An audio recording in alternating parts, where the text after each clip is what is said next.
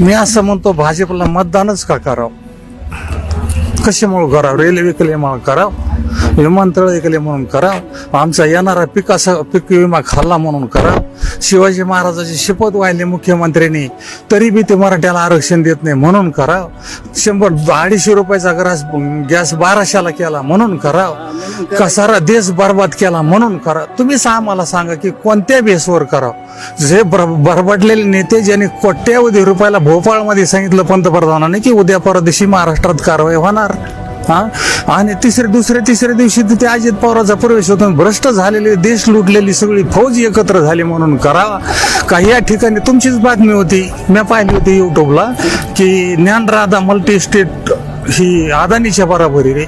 मग अशा तुम्ही बातम्या करतात म्हणून कराव का? किंवा तुम्ही हे असे लोक लुटणाऱ्याला पाठीशी घालता म्हणून कराव? कुठल्या बेसवर